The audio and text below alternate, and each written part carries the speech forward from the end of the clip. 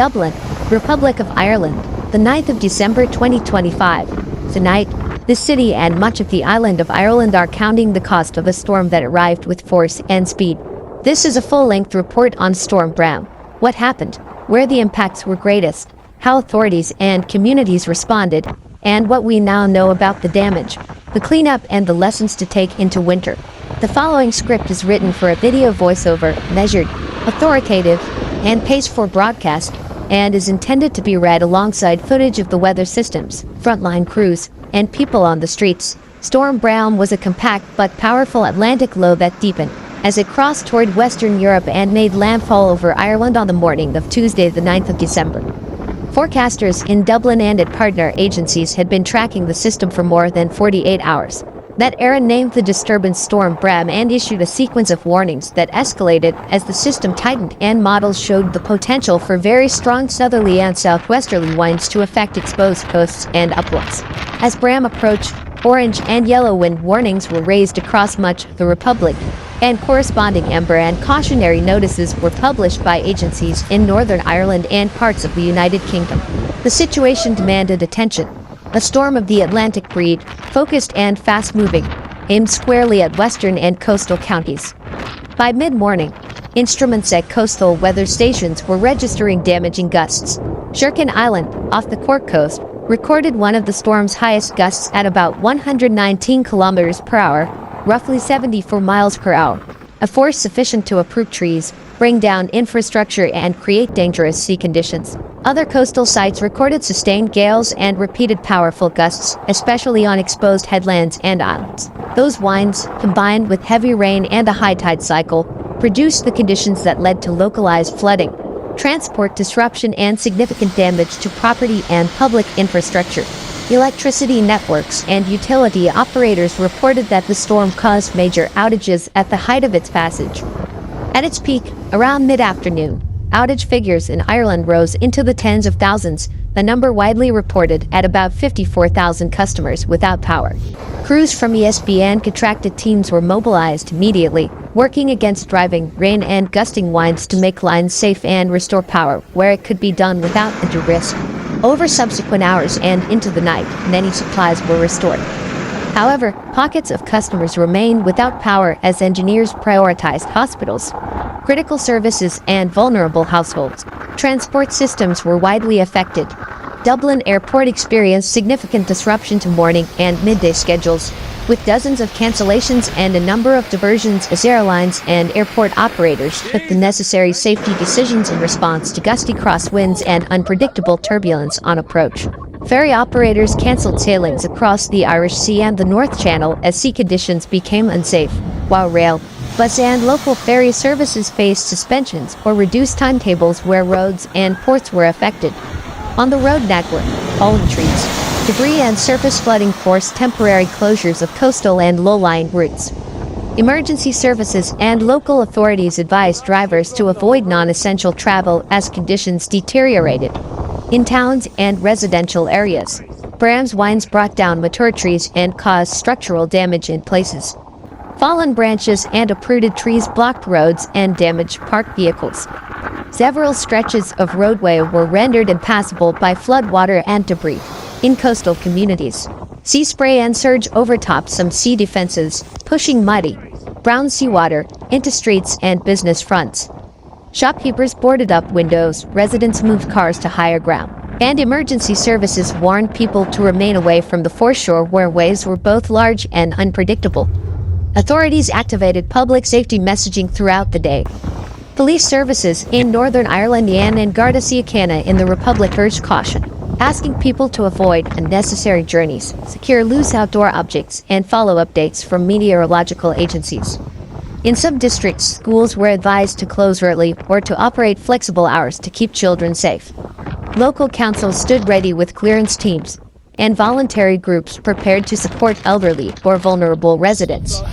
The combination of clear warnings and community action likely reduced the number of avoidable incidents, but the storm still placed a heavy burden on frontline responders. One high-profile operational decision was the temporary closure of a major motorway crossing overnight. The Prince of Wales Bridge, A critical link on the M4 between England and Wales was closed to traffic in both directions to enable the removal of lighting columns judged to be at risk following inspection during storm conditions, whilst not in the Republic of Ireland. That action is illustrative of how storms disrupt infrastructure decisions across the wider region and how agencies must balance maintaining mobility with immediate safety.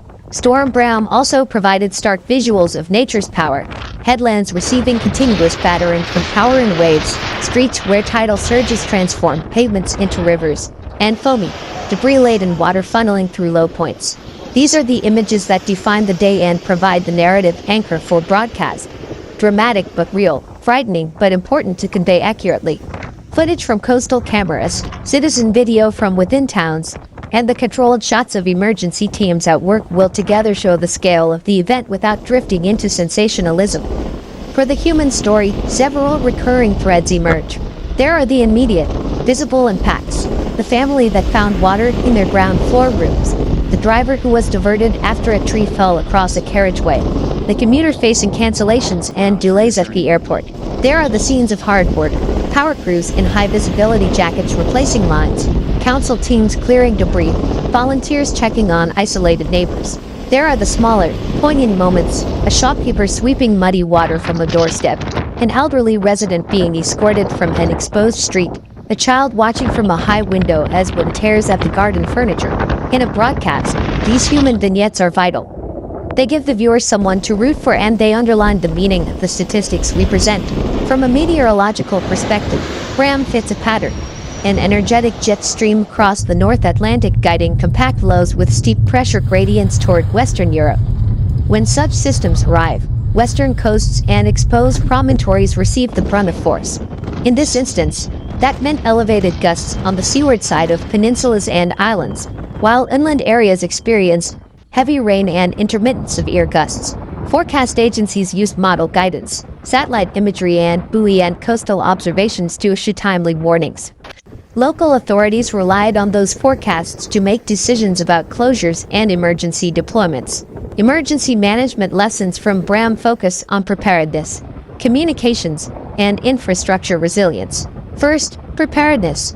Advance warnings and sensible public advice help people make practical choices, moving vehicles, securing property, and staying off vulnerable routes. Second, communications. Clear, frequent messages from Éireann, emergency services, and local authorities are essential in rapidly changing weather. Third, infrastructure resilience. The storm exposed pressure points where aging assets, such as older lamp columns and coastal defense sections, need inspection and investment to withstand severe events. Power restoration during Bram highlighted a familiar trade-off: speed versus safety. Crews must wait until it is safe to access damaged areas, particularly where lines are down or where there is flooding. That imperative slows restoration, but it prevents further loss of life. Recovery in the hours after a storm is therefore a staged process. Secure the site, prioritize critical supplies, restore key services, and then methodically address remaining outages and damage. Transparency about priorities and timetables helps reassure the public even when immediate restoration is not possible. On the transport side, airports and ferry operators' discretionary cancellations are not simply inconvenient, they are often life-saving. Operating under severe gusts increases the risk to aircraft and passengers. In Bram's case, the cancellations and diversions reflected prudent operational decision-making. The cascading effects are real: passengers and cargo displaced, schedules disrupted. But these outcomes are part of a safety-first approach. The storm also raised the familiar and increasingly important conversation about climate and variability. While no single storm can be attributed directly to long-term climate change without a formal attribution study, what we do know is that a warmer atmosphere holds more moisture and that shifts in large-scale circulation patterns can influence storm tracks and intensity. Planners and communities are increasingly focused on adaptation, improving flood defenses, designing drainage systems that handle higher peak flows, and strengthening critical infrastructure to withstand more frequent extremes. Bram's impacts are a reminder of why that work matters. Looking at recovery and local responses, councils opened clearance operations within hours of the storm's peak. Crews removed fallen trees from roads, pump trucks addressed localized flooding in low-lying streets, and teams assess structural damage to homes and businesses. Community centers and emergency hubs were readied for anyone needing assistance or temporary shelter. Volunteer groups and neighbors often provided immediate help, knocking on doors and offering transport to those who couldn't move safely on their own. Insurance and economic consequences are part of the aftermath story, too. For many small businesses on the coast, a single day of closure can translate into significant lost revenue, especially if interior damage and stock loss occur. Insurance claims for flood and wind damage will rise in the coming days as assessments are lodged. For many households, even minor repairs can be costly, and longer-term issues such as damp and structural repair may emerge. Support mechanisms and clear guidance on claims processes will be vital to facilitate recovery. Jesus Christ!